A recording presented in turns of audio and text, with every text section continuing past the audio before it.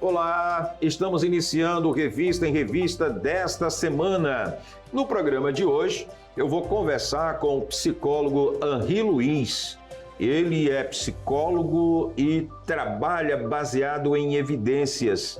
É uma conversa super bacana aqui no nosso programa, que eu convido você a acompanhar a nossa entrevista. Eu vou fazer uma pausa, volto já na sequência, não saia daí, é um instante só, eu volto na sequência. Oi! E você, já está nos seguindo nas redes sociais? Se você ainda não está nos seguindo, eu te convido. Entra aqui, olha, no Instagram, clica aqui e pronto. Você já vai fazer parte da Líder TV 10.1. E não esquece, você também pode entrar aqui no YouTube. O que você vai fazer? Você vai clicar aqui, olha, em inscrever-se e em seguida vai apertar o sininho para receber todas as notificações. E olha só, quanto conteúdo legal você vai acompanhar por lá. Então faz parte também. Se inscreve aqui no YouTube e fica por dentro de tudo que é novidade da nossa programação Líder TV 10.1. Te espero lá. Agora seus programas favoritos da Rede Brasil de televisão estão disponíveis na hora e local onde você desejar, através do novo aplicativo grátis RB Play. Atrações ao vivo e também armazenadas para você ver e rever quantas vezes quiser. E com uma grande novidade: quanto mais você assiste, mais pontos você ganha, que podem ser trocados por vouchers e descontos em diversas lojas. Baixe agora mesmo o RB Play na sua loja de aplicativos, disponível na App Store e Play Store.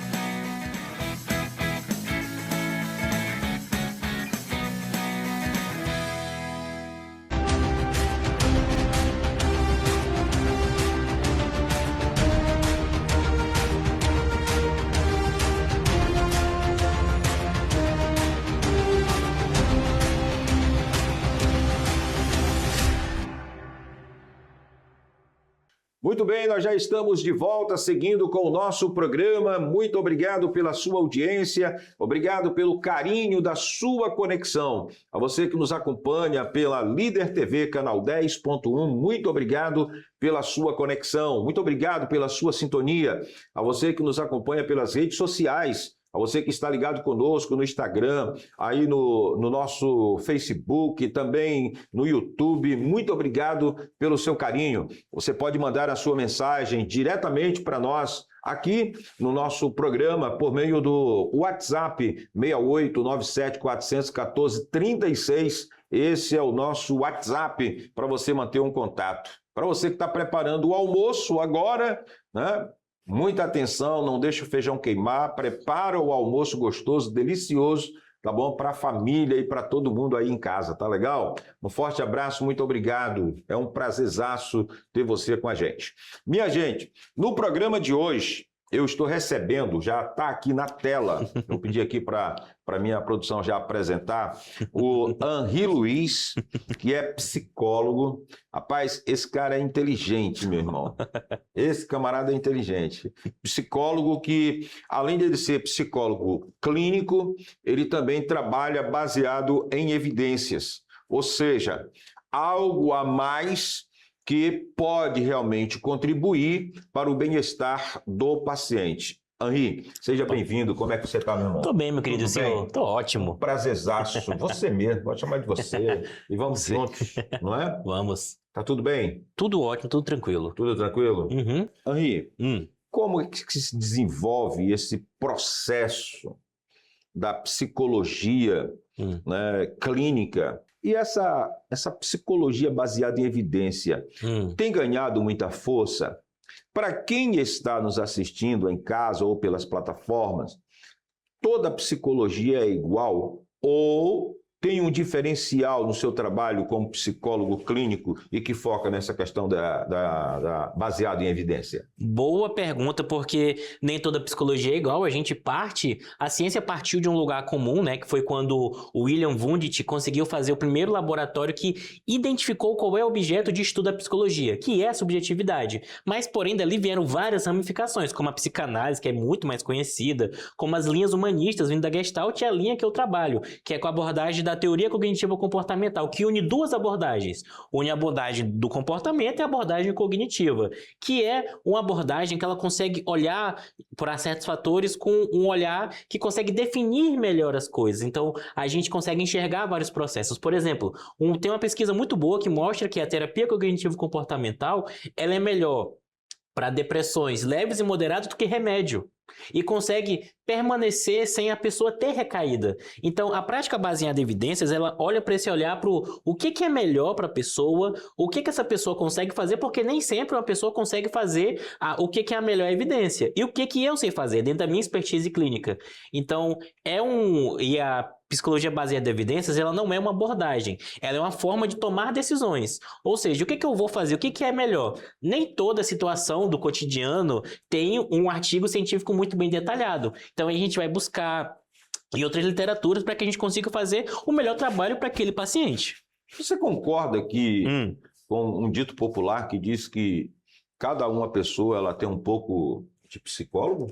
Rapaz, assim, se for falar para potencialidade, todo mundo tem um pouco de médico, todo mundo tem um pouco de advogado, mas para você ser um psicólogo, é estudo, é tempo, é preparação, porque uma sessão de terapia, para muita gente é só 50 minutos, para o psicólogo caramba, eu tenho que fazer o perfil sociocultural daquele paciente, eu tenho que fazer a conceituação cognitiva, eu tenho que saber dentro das potencialidades que aquele paciente tem, qual é o melhor caminho para se levar. Então, assim, todo mundo tem a capacidade para ser psicólogo, mas para ser mesmo precisa ter esse estudo e ter esse olhar, porque também o psicólogo, ele precisa desenvolver outras habilidades, não só as habilidades que ele está estudando, nem só as habilidades clínicas, ele precisa conseguir ter empatia, conseguir ter um olhar que não olhe para a pessoa com preconceitos, para que ele consiga desenvolver melhor o trabalho.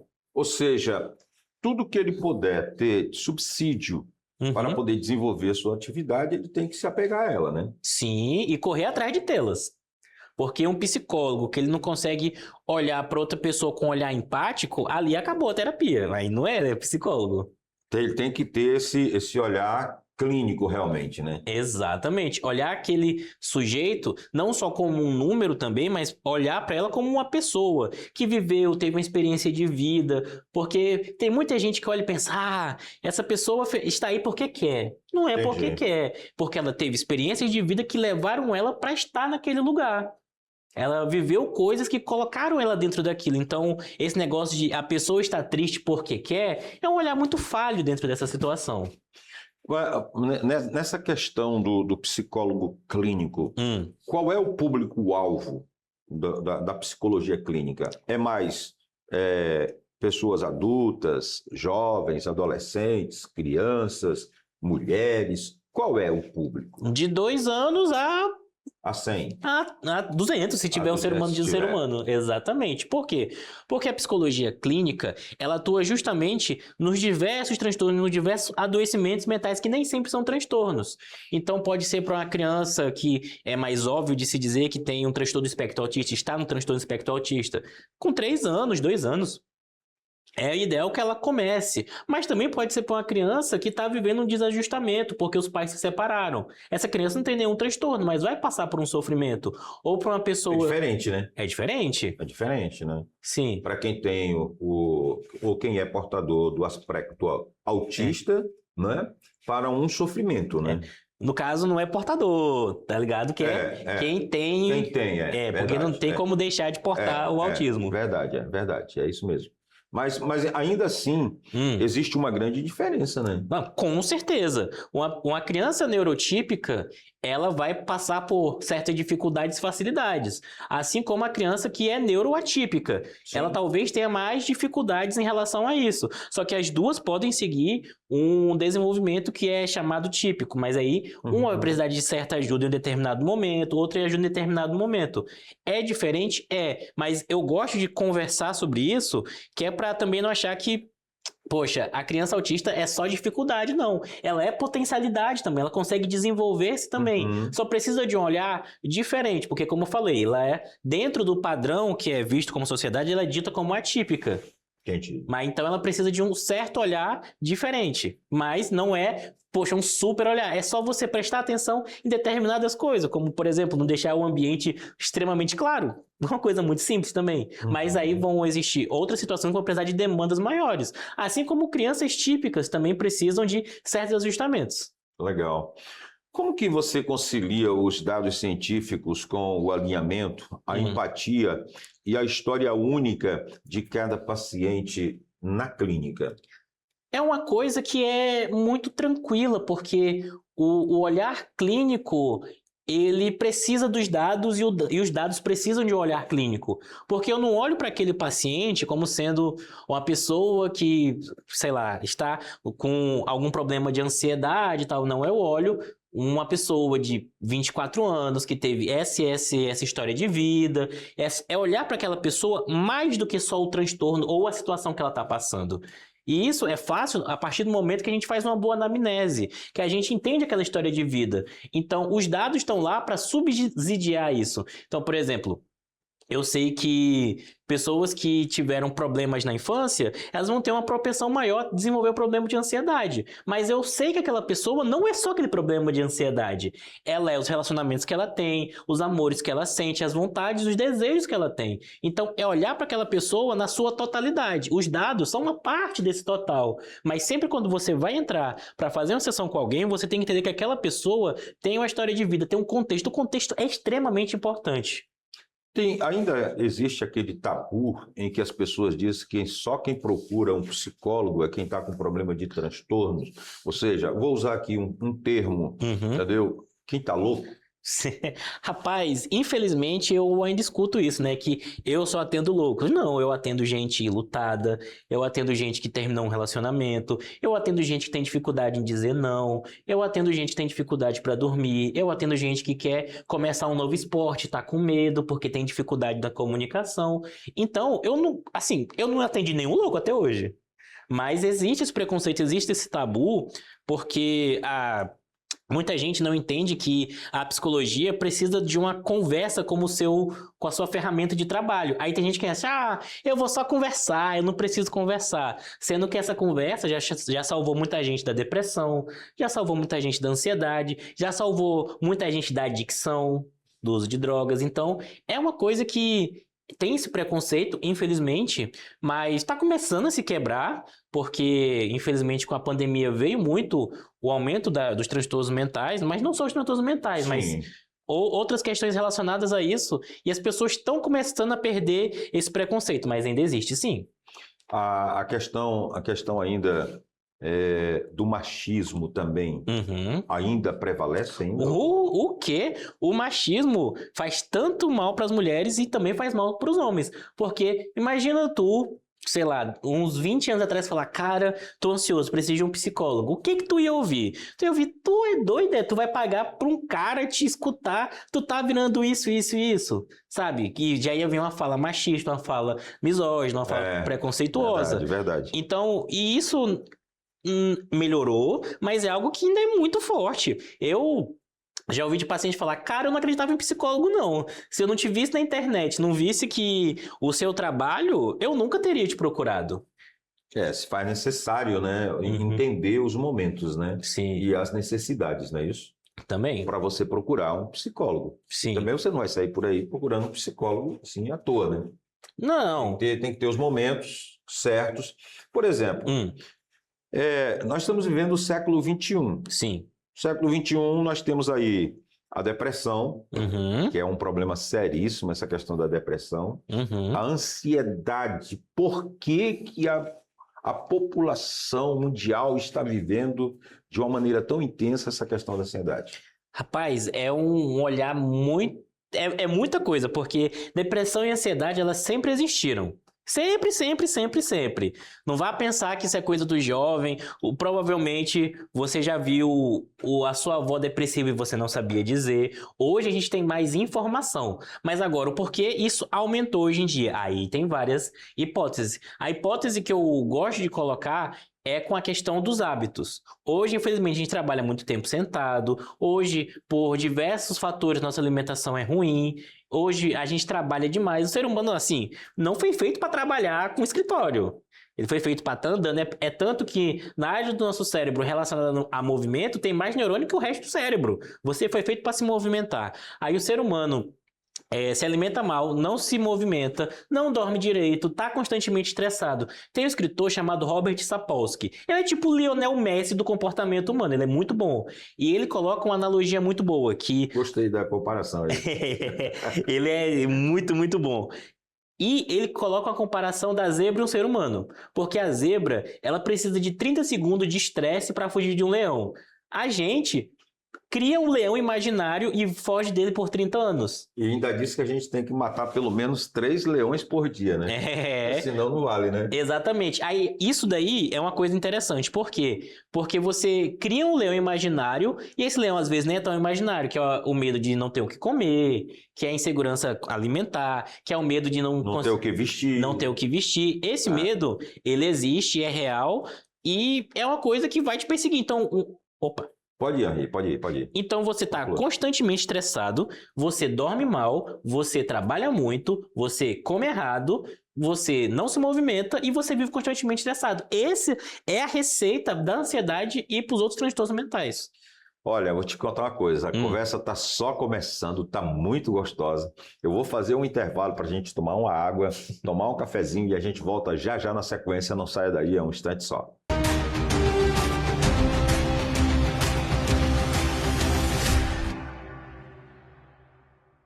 Alô, amigos, vocês que prestigiam a programação da Líder TV, canal 10.1, assistam também a Pândega do Neto, o programa musical e cultural, que é exibido todos os sábados às 11 horas aqui na Líder TV e é reprisado às segundas-feiras às 22 horas.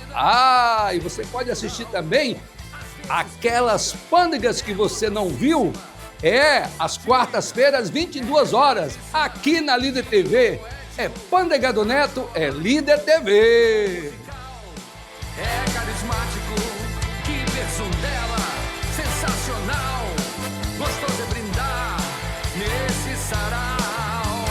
Música é na Pândega do Neto, toda arte é na Pândega do Neto, alegria é na Pândega. Agora seus programas favoritos da Rede Brasil de Televisão estão disponíveis na hora e local onde você desejar, através do novo aplicativo grátis RB Play. Atrações ao vivo e também armazenadas para você ver e rever quantas vezes quiser. E com uma grande novidade: quanto mais você assiste, mais pontos você ganha, que podem ser trocados por vouchers e descontos em diversas lojas. Baixe agora mesmo o RB Play na sua loja de aplicativos, disponível na App Store e Play Store.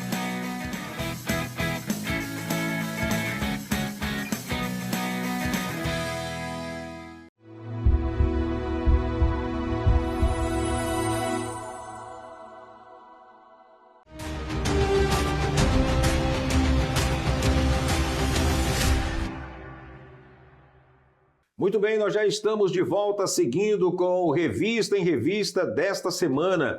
Nós estamos falando nesse primeiro bloco sobre saúde, nós estamos falando sobre psicologia. E tem um detalhe, gente, aqui é psicologia de verdade. Nós estamos falando da psicologia clínica, psicologia baseada em evidências, com o Henri Luiz, né, que, meu Deus, o cara é preparado, viu? Vou te contar. Sabe tudo. E agora nós vamos falar sobre o quê? Nós vamos falar sobre mitos da saúde mental e a prática clínica. né? Quebra de tabus. Eu quero falar sobre este assunto. Meu Deus, bora. Né? Hoje em dia, com o excesso de informações, eu vou continuar olhando ali para aquela câmera principal ali, Uhum. né? Com excesso de informações na internet, nós vemos muitas promessas de curas rápidas ou soluções mágicas para a ansiedade e a depressão. Do ponto de vista científico, qual é o perigo dessas abordagens sem comprovação? Nossa, isso é uma das coisas mais perigosas, é uma coisa que eu tento combater sempre que posso no meu Instagram e tal, porque essas coisas, elas, primeiro, elas fazem com que você não busque o tratamento adequado.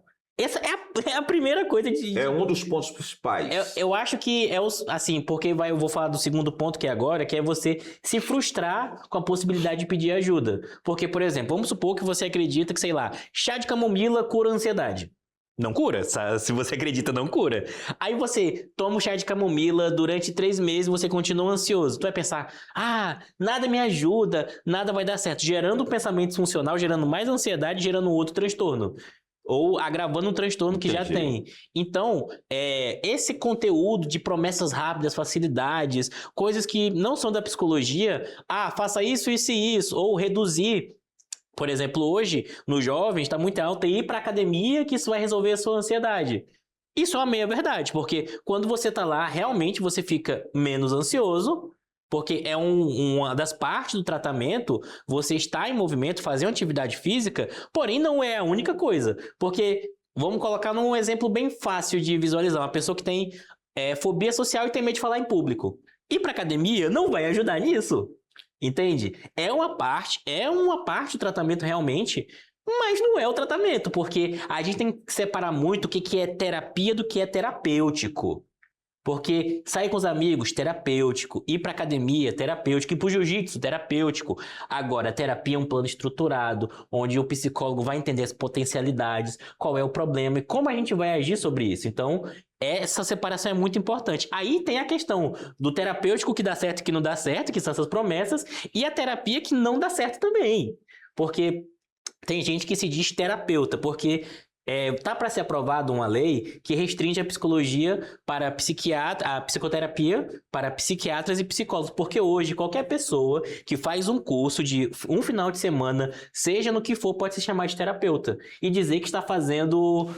Inclusive tem um chamado no YouTube, né, que diz isso, né? Tem um chamado no YouTube que fala isso.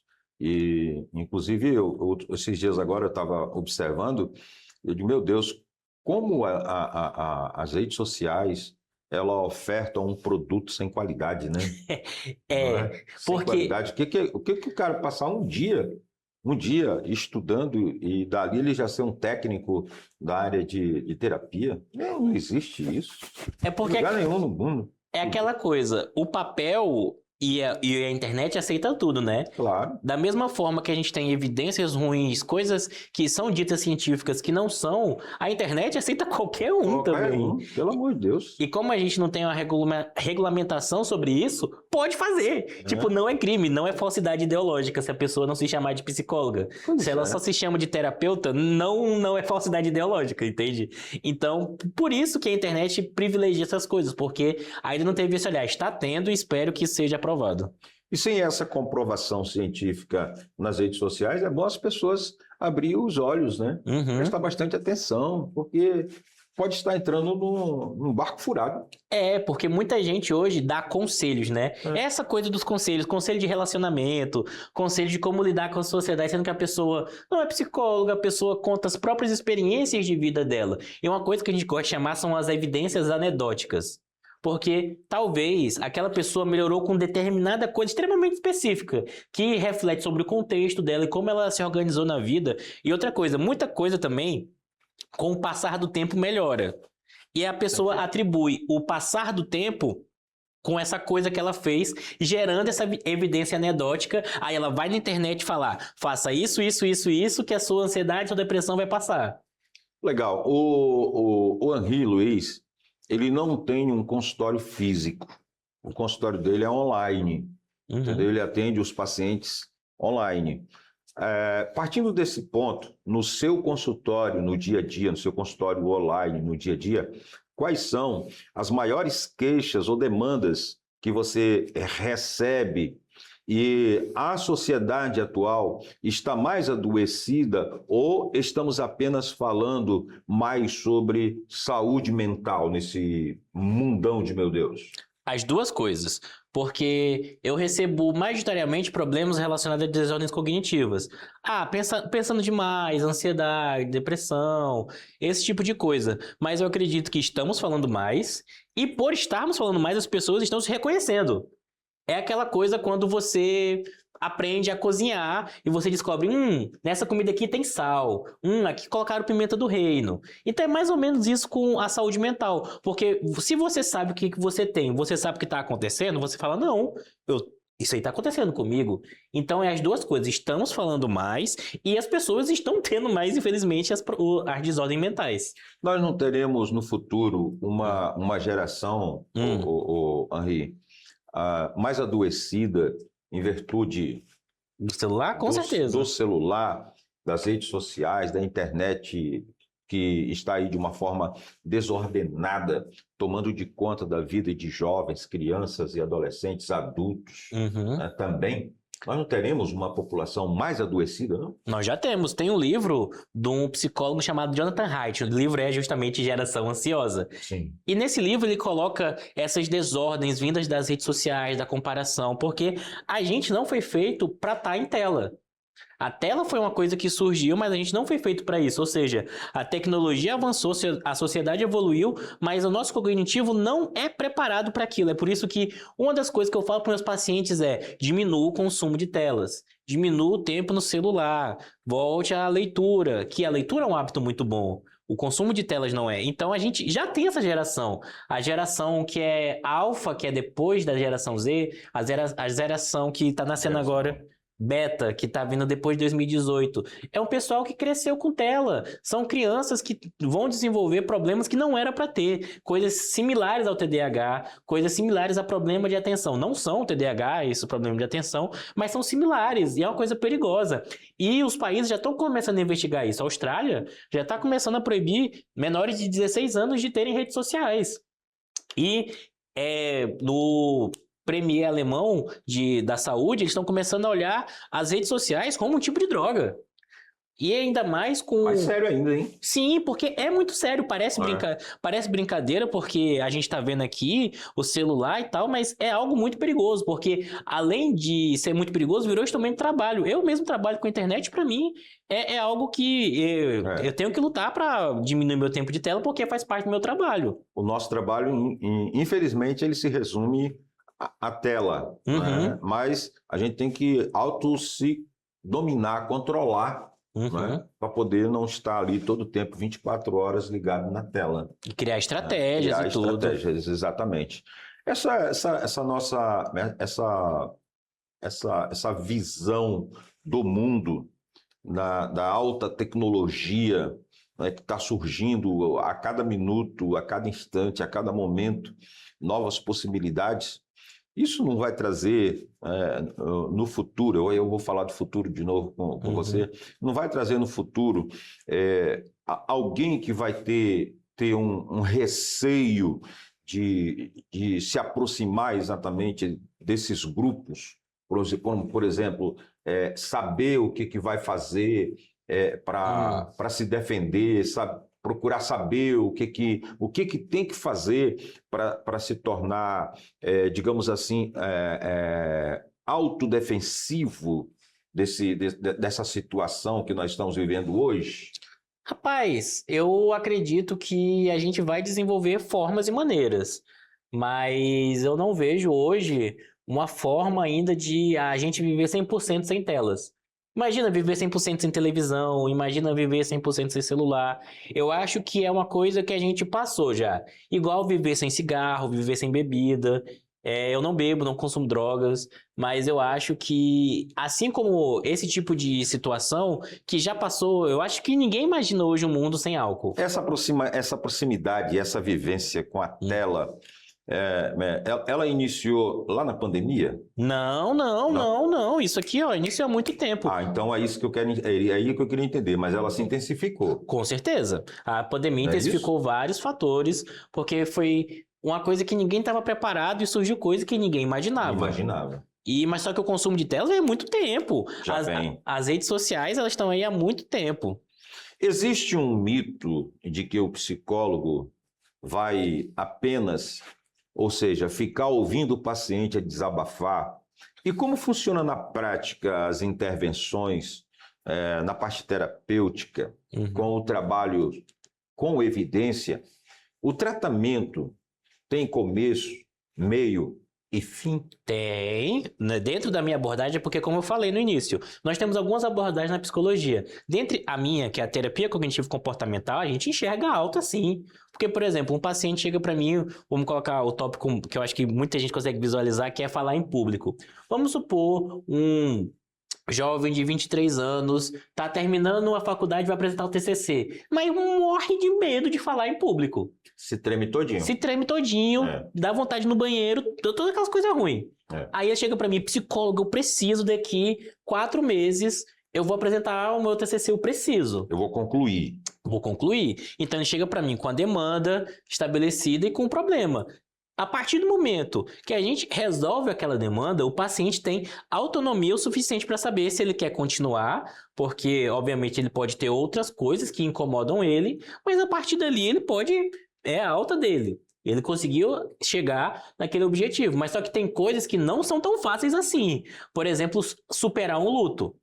Não tem um protocolo certinho de quanto tempo demora superar um luto. Inclusive, eu tenho uma amiga que ela é psicanalista e ela é conhecida como a psicanalista do luto. Né? Porque ela conseguiu vencer o luto da perda de um filho, né? E ela aproveitou e se tornou psicanalista em virtude da morte do filho, para ela poder vencer e vencer o luto. Então, não é algo fácil. Sim. Não é algo muito fácil. Ainda outro ponto que se chama interessante, que eu gostaria de tratar com Vossa Excelência antes de nós encerrarmos a nossa conversa.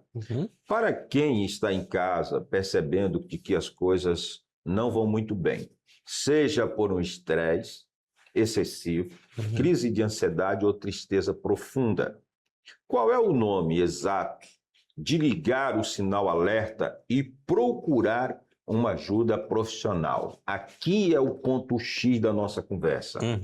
Entendeu? Quando é que eu percebo e eu digo, não, basta, puxei o freio de mão, eu vou procurar um psicólogo, vou ter uma conversa com um especialista para poder me ajudar, porque, infelizmente, estou lá no fundo do poço. Vamos lá, então vamos partir por 2 vertentes. Uma que parte de um problema mais relacionado à depressão e outro relacionado com a ansiedade. O problema da depressão, um sintoma central é chamado anedonia. O que é anedonia? Quando o mundo fica cinza, quando sair com as pessoas não é mais legal, quando você não tem vontade de sair da cama, quando vai comer a tua comida preferida e o gosto tá ruim. Mesmo que seja você que fez do jeito que você sempre fez. É ali onde a gente percebe coisa que a gente chama de humor rebaixado. E se você está se sentindo assim por mais de 2 semanas, já é interessante você procurar ajuda. Quando você tem esse período de as coisas estão muito ruins, nada faz sentido, o mundo não tem cor, você não vê mais sentido no fazer. Quando você perde essa motivação do fazer, mesmo com coisas que você sempre gostou, é perigoso. Isso pelo lado de sintomas depressivos. Agora, pelo lado dos sintomas ansiosos, você tem que se responder 2 perguntas. A primeira, o que eu estou sentindo atrapalha o meu funcionamento? Por exemplo, essa ansiedade que eu sinto me impede de dormir? Essa ansiedade que eu sinto faz com que eu paralise em frente às situações, com que eu não comece a fazer as coisas, com que eu duvide de mim mesmo, atrapalhou o funcionamento. A segunda pergunta dentro da ansiedade é que se o que eu estou sentindo é muito mais do que a situação pede.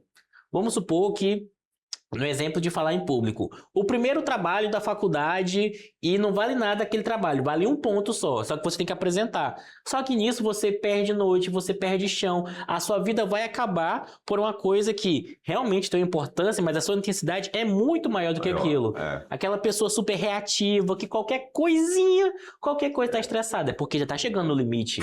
Então, Verdade. é importante observar, dentre dessas duas coisas, mas são várias coisas para apresentar, eu acho que essas duas coisas conseguem focalizar bem os maiores índices e para você pedir ajuda. Maravilha, minha gente. Nós estamos chegando ao final da nossa entrevista. Eu quero deixar aqui os nossos microfones à inteira disposição do Henri Luiz, psicólogo, numa conversa muito boa, numa conversa muito precisa, imperdível, entendeu? Para você que está nos assistindo, inclusive servindo de orientação para que as pessoas possam procurar um psicólogo no momento mais difícil de sua vida, né? Como te encontrar, o Henri? No Instagram, Psi Henri Luiz, é lá, tá meus contatos e tudo, tá minha rede social e por lá. Tranquilo, então. Muito obrigado pela sua participação. Tamo junto. Agradeço pela boa e excelente conversa, tá bom? Muito obrigado. Eu que agradeço a oportunidade de estar aqui. Muito bem, minha gente, eu vou para um intervalo, volto já já na sequência. Não saia daí, eu volto dentro de um instante.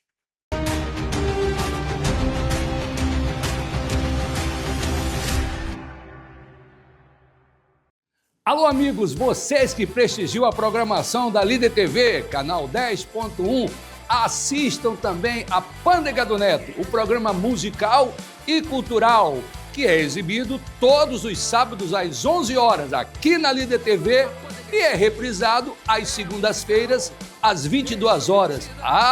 E você pode assistir também aquelas pândegas que você não viu, às quartas-feiras, 22 horas, aqui na Líder TV.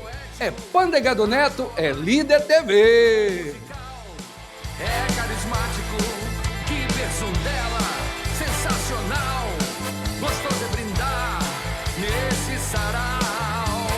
Música é na Pândega do Neto, toda arte é na Pândega do Neto, a alegria é na Pândega. Agora seus programas favoritos da Rede Brasil de Televisão estão disponíveis na hora e local onde você desejar, através do novo aplicativo grátis RB Play. Atrações ao vivo e também armazenadas para você ver e rever quantas vezes quiser. E com uma grande novidade: quanto mais você assiste, mais pontos você ganha, que podem ser trocados por vouchers e descontos em diversas lojas. Baixe agora mesmo o RB Play na sua loja de aplicativos, disponível na App Store e Play Store.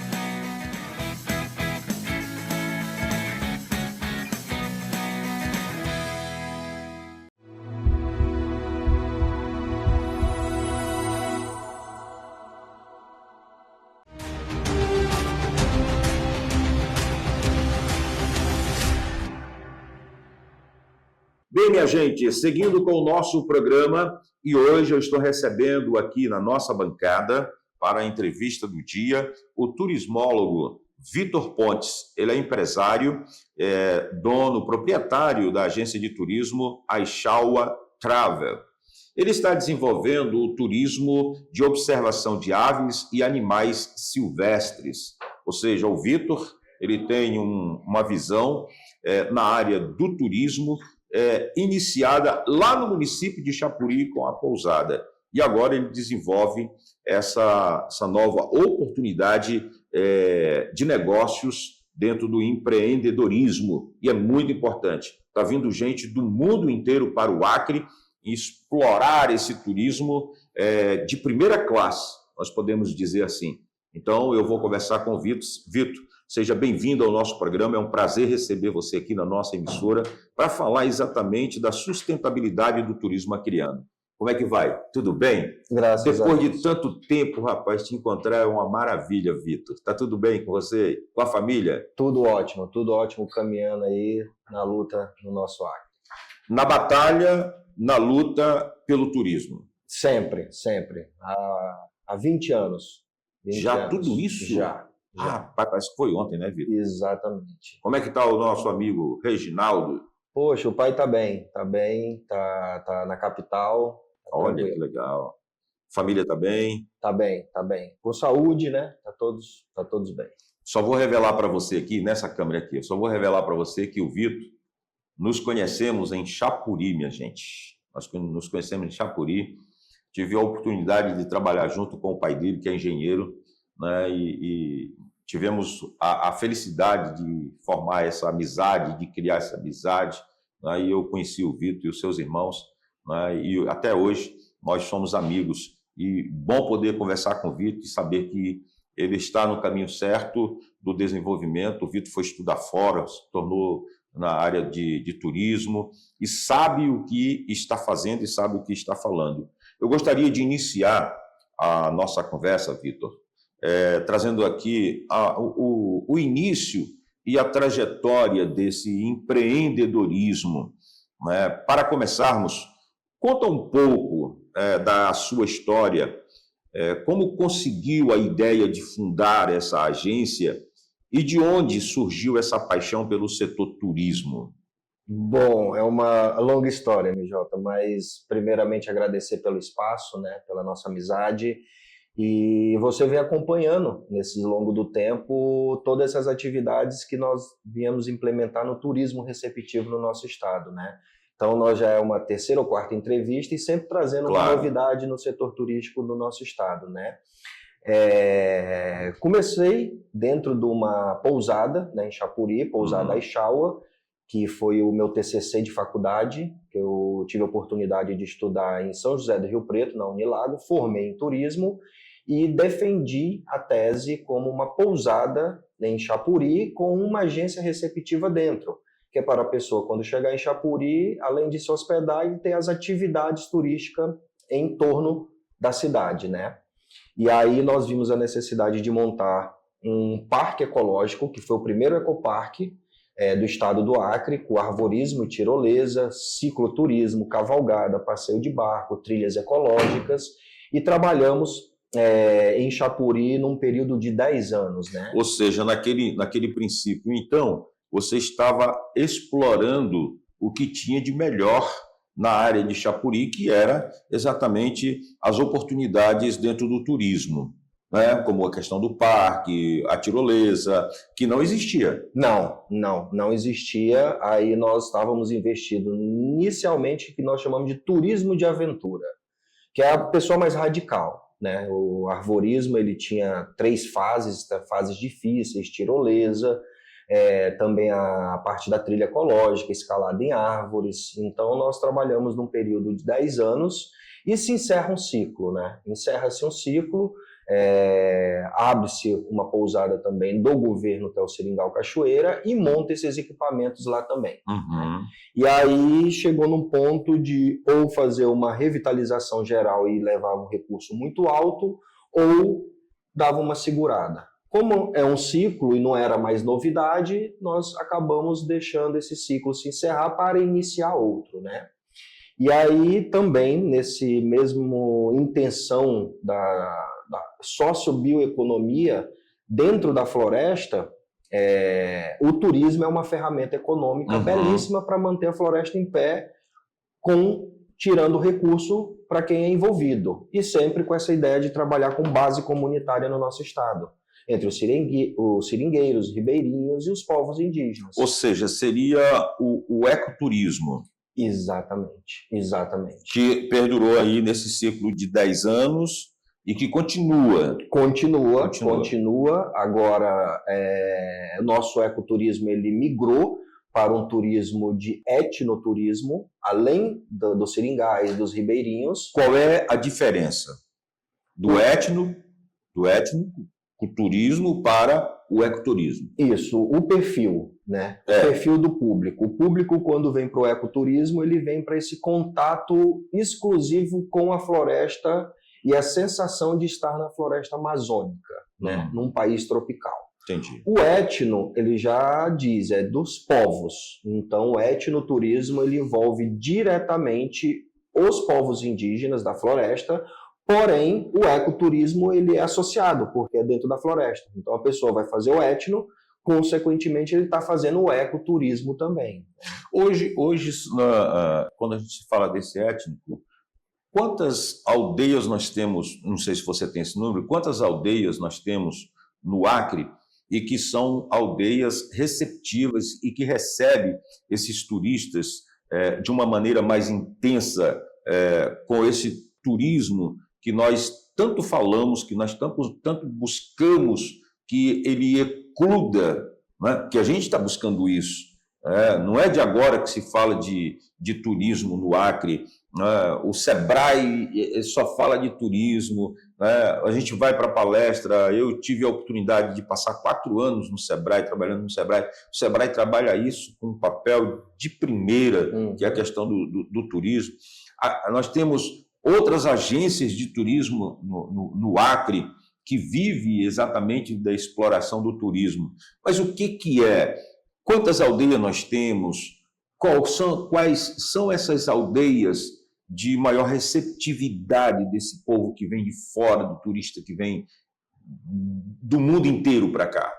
Boa. É importante que esse movimento também que está acontecendo dentro das aldeias, temos que ter um cuidado, sem dúvida nenhuma, pela capacidade de carga, vamos dizer, dentro das aldeias indígenas, porque é uma parte cultural, exato. É uma coisa limitada. Exato. E nós não temos, como no Acre, nós temos essa maravilha que é uma vivência dentro das aldeias, né? Eu vou explicar um pouco mais à frente. Agora, nós temos 16 etnias, né, dentro do estado do Acre. Ao todo, 16 etnias. E algumas etnias vêm trabalhando já com esse fortalecimento cultural dentro das próprias aldeias que estão abrindo as portas para os visitantes. Então, o interessante todo esse não é levar o turista para dentro da aldeia. Não, é levar o turista para ver a cultura indígena na aldeia. Que já é desenvolvido, inclusive, lá dentro. Lá dentro. As aldeias, inicialmente, eles fizeram seus próprios festivais internos para poder fazer esse resgate cultural, tanto na língua, na música, na parte espiritual e das medicinas, para poder abrir a porta para os visitantes, né? Que nós chamamos até de visitante, né? Nem turista, para sair um pouco daquela situação de vamos turistar na aldeia. Não, nós vamos fazer uma visita, você vai ser muito bem-vindo, com todo respeito, carinho e suas regras. Legal, eu acho que até soa um pouco mais familiar, né? Essa questão da visita, né?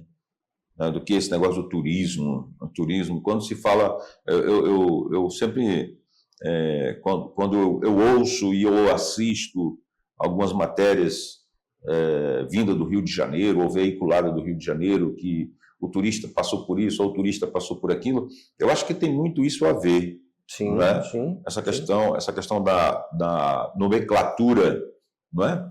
O turista. Não, acho que o visitante, né? Eu fui ali em Manaus, eu visitei, fui lá em Manaus visitar, eu fui lá em Salvador, visitei, não é? Acho que é melhor do que a questão do turismo em si, isso. Ou do turista em si.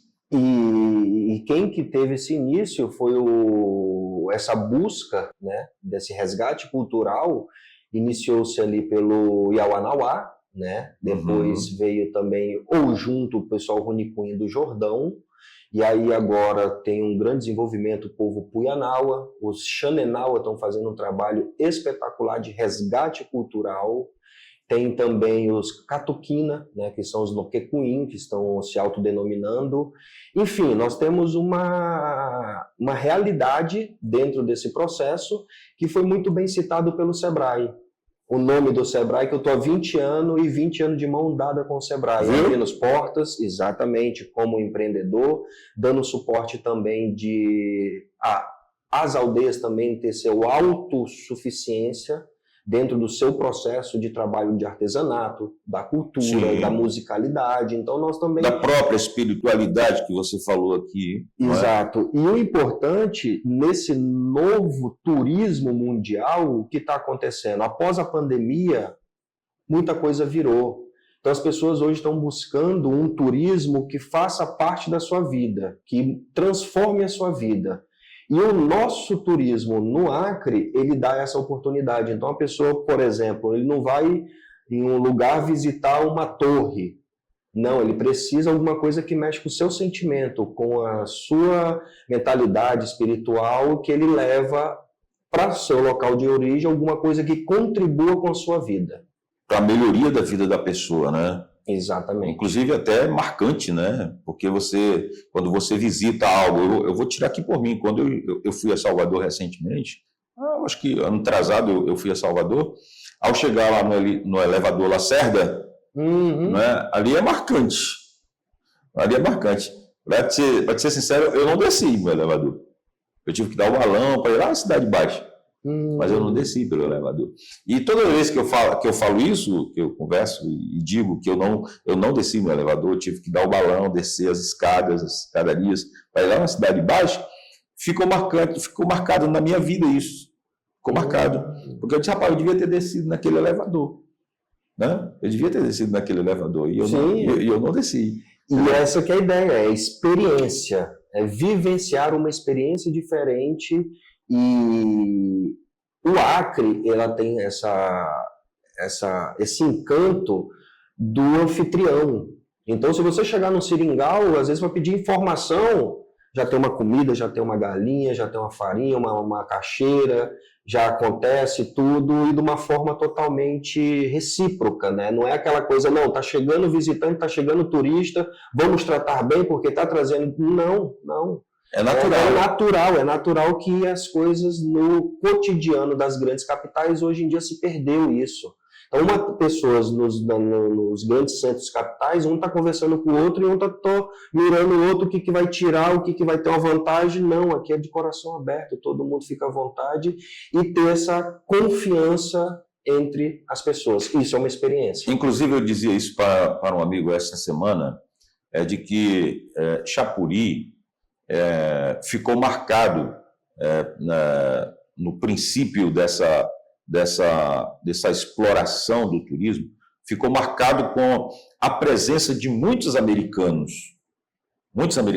Chapuri, o camarada chegava aqui, pegava um táxi e para Chapuri.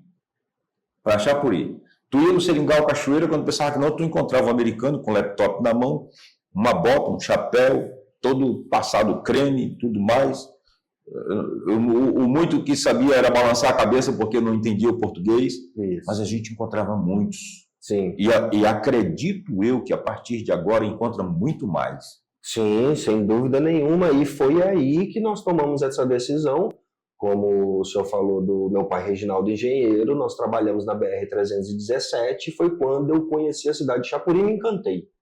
Já de primeira, como diz, amor à primeira vista, aquela cidade queria contribuir com ela com alguma forma. E aí, vendo essa possibilidade desses visitantes estrangeiros andando na cidade de mochileiro, sem estrutura, sem logística, sem nada, eu falei, poxa, olha aí, ó, vou entrar no turismo. E era uma universidade nova no mercado, com uma proposta diferente e uma profissão que pode colher esse bom fruto lá na frente. Uma profissão inovadora. Isso. Né? Isso. Ou seja, você ganhar seu dinheiro de maneira honesta, né, e proporcionar às pessoas um divertimento, né, um melhoramento para a vida, né, psicológica, espiritual, e ter um convívio com a natureza, né?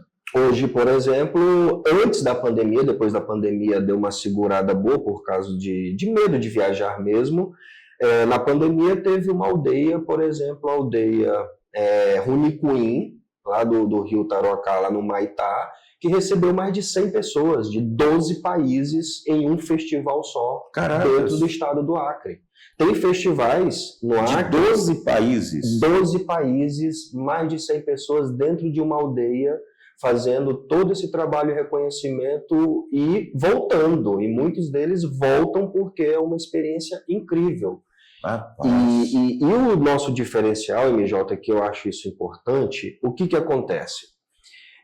Nós estamos falando dentro do segmento do turismo, nós falamos o etnoturismo, que está dentro do segmento. Uhum. Agora o Acre está se despontando em um segmento dentro do etnoturismo que só existe aqui, por enquanto, que eu estou chamando de etnovivência. Etnovivência. Por ser turismólogo e estar estudando dentro dessas nomenclaturas, nós aqui no Acre criamos essa nomenclatura de etnovivência. Vitor, o que é etnovivência? É fácil de explicar. Exemplo, o etnoturismo, vamos citar regiões do norte que têm aldeias. Você faz o etnoturismo, o quê? Você paga um voucher, eles te levam na aldeia, você dança, compra artesanato, se pinta e volta para o seu local de origem, a maioria das vezes seu hotel. Aqui no Acre, não. Aqui no Acre, tu precisa de pelo menos 4 dias e 3 noites. Porque você tem que vivenciar dentro da aldeia. Então, você vai para a aldeia, nós ficamos alojados dentro da casa dos indígenas, levamos toda a estrutura de camping para colocar no lugar coberto, redes, mosquiteiros para poder fazer uma parte de proteção. De hospedaria, nós chamamos assim, que os indígenas chamam muito, né, da hospedaria. Não, Thiago, na linguagem deles. Que tem hospedaria, tudo, e estão melhorando cada vez mais nesse suporte. Então, o Acre ele está sendo pioneiro nessa parte da etnovivência. Então, ele sai o turistão e volta para uma experiência lá dentro, que inclusive é uma oportunidade única, que nós estamos falando de cultura, nós estamos falando de espiritualidade, nós estamos falando de artesanato, nós estamos falando de gastronomia, nós estamos falando de todos os itens que faz o turismo acontecer. Deixa eu só te perguntar, empreender no setor de turismo exige muita coragem e visão? Ou seja, quais foram os maiores desafios que você enfrentou no início da implantação dessa agência e se você conseguiu superá-lo, pelo menos até aqui? Então, aí, além de tudo, é o amor pela profissão e pelo nosso estado. Porque é um legado, é de manter a floresta em pé e eu trabalhar com turismo receptivo no nosso estado, com o nosso povo e a nossa terra. Então, esse daí é o que me motiva todos os dias para eu poder estar trabalhando. Agora, os gargalos são inúmeros, né, vamos se dizer. Acessibilidade, plano de visitação em aldeias indígenas, dentro da norma do PNGAT, incentivos fiscais também. Então, por exemplo, uma microempresa que nem a minha nunca conseguiu acesso a um banco, porque nós não temos... vamos dizer, tempo ou estrutura ou contrapartida para poder entrar dentro de um financiamento, por exemplo. Entendi. Para uma ampliação, melhoria, algo maior, né, dentro da própria empresa. Não é? Tem as suas linhas de crédito, mas o acesso é muito burocrático, que acaba impedindo nós que queremos estar com a floresta em pé de ter acesso. Entendi. Então, esse é um gargalo e também as próprias acessibilidades nos pontos de visitação. E consolidar os produtos. Então, o que o Acre tem? O Acre tem produtos e serviços que só existem aqui. Agora, como é que nós vamos explorar de forma sustentável e colocar na prateleira do turismo? Que esse é o gargalo também, que precisa de uma grande força-tarefa, iniciativa privada, iniciativa governamental, não governamental, e o SEBRAE sempre está aí particular e dando apoio para nós. Agora, nós falamos muito dessa questão do etnoturismo, mas algo me deixou assim curioso, a capacitação desses indígenas, dos povos indígenas. Como que se dá essa capacitação, inclusive para cada etnia? Como é que é trabalhado isso? Como é que é feito isso?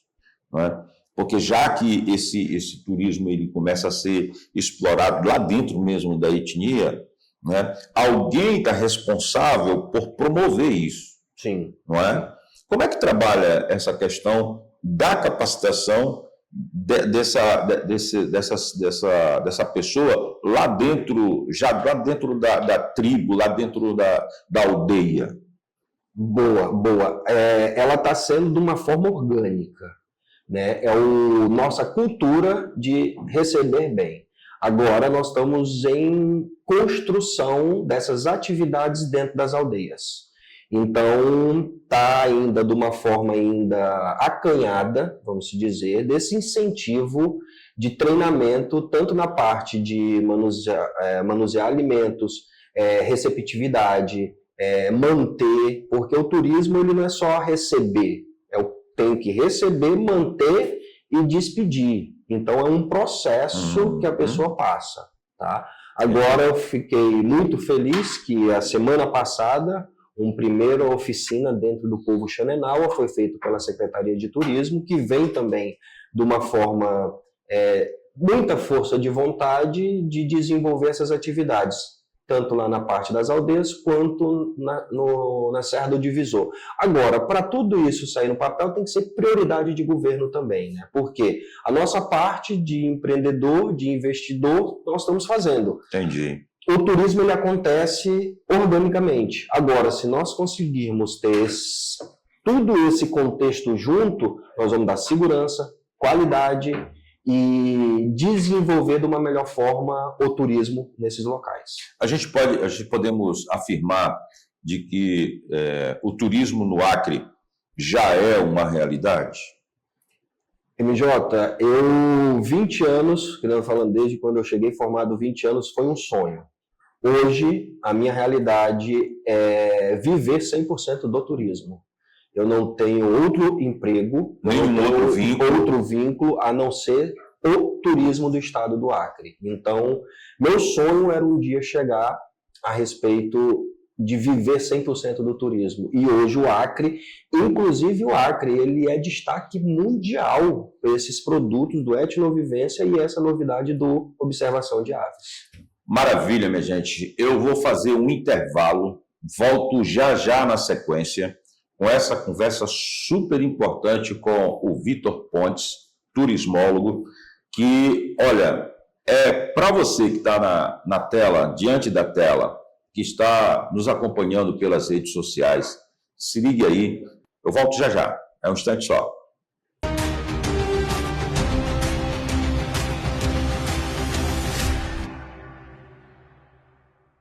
Alô, amigos, vocês que prestigiam a programação da Líder TV, canal 10.1, assistam também a Pândega do Neto, o programa musical e cultural, que é exibido todos os sábados às 11 horas aqui na Líder TV e é reprisado às segundas-feiras às 22 horas.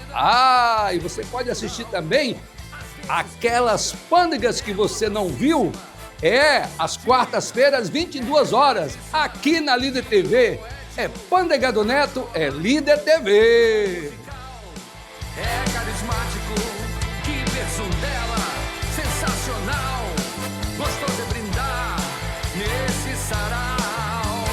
Música é na Pândega do Neto, toda arte é na Pândega do Neto, alegria é na Pândega. Agora seus programas favoritos da Rede Brasil de televisão estão disponíveis na hora e local onde você desejar, através do novo aplicativo grátis RB Play.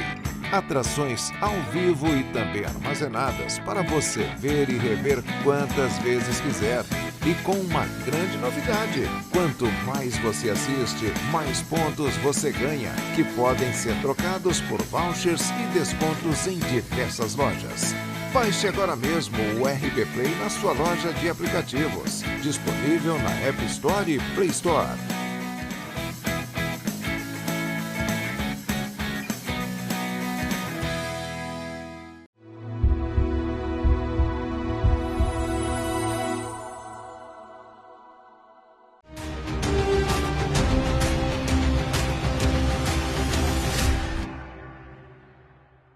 Muito bem, minha gente, nós já estamos de volta, seguindo com o nosso programa, nessa conversa super importante aqui com o empresário Vitor Pontes, da área do turismo, que realmente está nos trazendo boas e excelentes informações.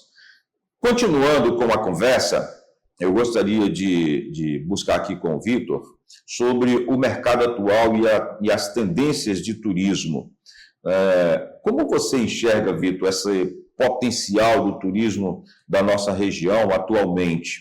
O que falta para explorarmos ainda mais o nosso ecoturismo e a nossa cultura, né, da exploração do turismo interno?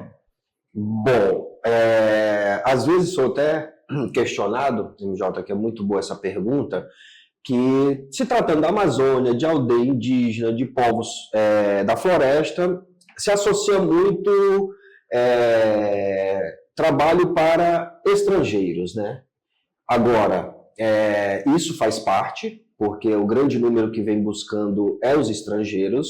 Agora, nós, acreano, também temos essa possibilidade e é nosso. Então, o que nós temos? Dentro da nossa agência, quem que é do Acre tem um grande desconto para poder participar também dessas expedições e essas vivências. De quantos são os descontos? Ele pode chegar aí dependendo, até 40% de desconto dentro do pacote. Exatamente, exatamente. E o que está dentro desses pacotes? Por exemplo, nós chamamos de pacote completo, né? Por se tratar da Amazônia, Acre, o nosso gargalo ele é inúmeros. Por exemplo, se eu precisar de um transfer de Rio Branco para Cruzeiro do Sul, eu não consigo agendar, entendeu? Com um taxista de linha, eu não consigo agendar, eu não consigo pagar antes e ter um suporte, porque pode chegar no dia da viagem e o taxista falar, não deu para mim. Inclusive, isso pode acontecer. Então, o nosso cuidado é ter uma gama de serviços para poder que tudo isso ocorra, porque nós estamos falando de horário, avião, dias. Então, o dia perdido conta muito para um visitante. Ou seja, é uma cadeia que essa cadeia ela não pode quebrar. Não pode, e o risco é muito grande. Ela tem que seguir o seu curso normal, não é? Exato. Para poder atender a necessidade de ambos, né? E a chegada, ela é grande e importante. O nosso anfitrião maior são os taxistas, são os Uber, entendeu? Então tem que fazer um treinamento já... As vans, né? As vans. Então o nosso pacote nós chamamos de completo, por quê? Nós entramos em contato com a pessoa pede o nosso serviço, a partir dali já começa o nosso serviço. Procurar melhor voo, a melhor horário. A pessoa chega, nós já temos o nosso transfer que pega ele no aeroporto, já temos o nosso hotel que levamos ele até o hotel. No outro dia tem a equipe já para fazer o city tour, para poder conhecer Rio Branco. Depois já tem uma equipe para levar até a aldeia. Dentro da aldeia tem todo o acompanhamento do guia interno dentro da aldeia, porque o nosso trabalho também é até a porta da aldeia. Dali para frente, os indígenas têm que ter essa capacidade e treinamento para poder desenvolver. Eu acho que o mais interessante de tudo que nós estamos conversando, além das oportunidades abertas, eu acho que a gente tem que falar dessa questão da segurança, né, Vitor? Sim. Tudo isso que você acabou de falar, com extrema segurança. Exatamente. Essa é a nossa preocupação, né? Porque nós estamos falando de sonhos, né? Sonho é intangível.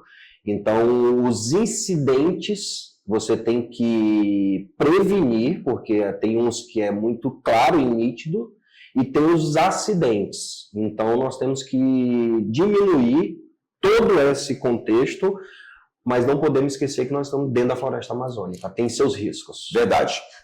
Eu gostaria para a gente encerrar, que nós já estamos caminhando já quase para o encerramento da nossa entrevista, mas eu gostaria de que você pudesse falar um pouco sobre esse desenvolvimento do turismo de observação de aves e de animais silvestres que está acontecendo no Acre.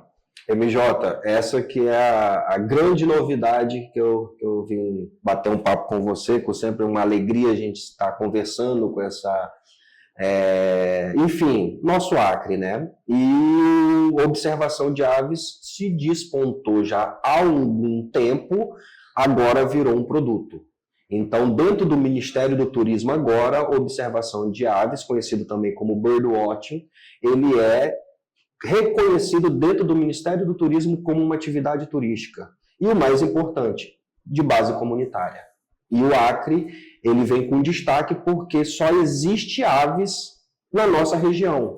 Tem uma ave chamada choca do Acre, que ela só existe no Parque Nacional da Serra do Divisor. Lá em Cruzeiro do Sul. A Tovacossu-Xodó, que balançou o mundo todo, e no Chandlis, no Parque Nacional do Chandlis. Repete o nome dela. Tovacossu-Xodó. Tovacossu-Xodó. Exatamente. Olha, rapaz, que nome, hein? E nessa sequência de menos de 1 ano, 2 anos, agora a sururina da serra, que foi descoberta agora, uma espécie única que não existia no mundo, raríssima. Não é nem rara, ela não existia no mundo. Não existia, não tinha catálogo dela. E foi descoberta na Serra do Divisor. Caraca. Então, nós temos aves endêmicas, raras, bonitas, e sem contar com o paraíso do Parque Nacional da Serra do Divisor, do Chandlis, do próprio Chapuri, e Rio Branco é uma das melhores capital para passarinhar. Então, por exemplo, você em Rio Branco, você vai no Horto Florestal, você vai na UFAC, você vai Parque no Chico Mendes. Parque Chico Mendes, você consegue, nós chamamos de lifers. É pessoas que descobrem ou têm um registro daquela ave. Então, hoje é um segmento turístico muito em alta no nosso estado. Que maravilha, minha gente. Que boa e excelente conversa. Eu quero aqui agradecer ao Vitor. Muito obrigado, Vitor, pela tua presença aqui no nosso programa. Enriqueceu e muito a nossa programação, falarmos de turismo, falarmos da sua agência, e nós nos colocamos à tua disposição.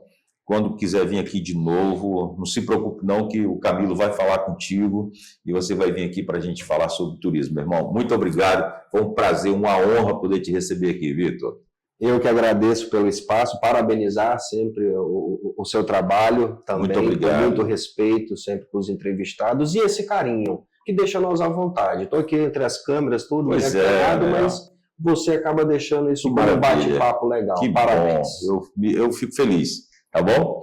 Gente, nós estamos chegando ao final do nosso programa. Muito obrigado pela sua audiência, obrigado pela sua sintonia. Deixar um forte abraço para você e até o nosso próximo encontro. Valeu. Tchau, gente.